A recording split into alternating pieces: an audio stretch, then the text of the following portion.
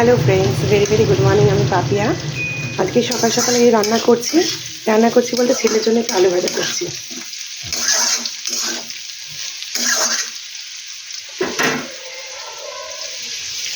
এখনও রান্না হয়নি, আলুটা ভাজছি যেহেতু দুপুরে লাঞ্চে মানে ভাতের সাথে একটু আলু ভাজা না হলে আমার ছেলে খায় না, তো আলুটা ভেজে রাখছি, এরপরে রান্না করব।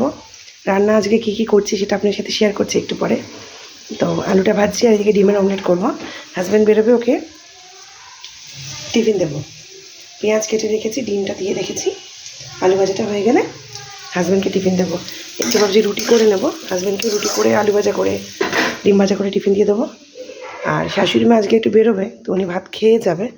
আর ওনাকে একটু ভাবছি আজকে ওই রাইস করে দেবো, ওই কারি পাতা দিয়ে সর্ষে ফোড়ন দিয়ে। ওটা শাশুড়ি মা খেতে খুব ভালোবাসে, তো ওটাই দেবো। এই যে জাস্ট বিছনা টিছনা গোছালাম শাশুড়ি মার। তো একটু পরে আসছি, ফাইনালি কী কী রান্না করলাম সেটা শেয়ার করছি। Again very very good morning সবাইকে। কেমন আছেন? আশা করি ভালো আছেন, আমরাও ভালো আছি। তো এই উইকে আমরা একটু ঘুরতে যাব, তো সেটাও আমার সাথে শেয়ার করব। সম্ভবত আমরা থার্সডে বা ফ্রাইডে যাব, এখনও ডেটটা ঠিক হয়নি। তো কোথায় যাচ্ছি সেটাও সঙ্গে থাকুন, শেয়ার করব। টাটা সবাইকে। আসছি এবার কী কী লাঞ্চ রান্না করলাম, রেডি করলাম সেটা শেয়ার করছি। টাটা।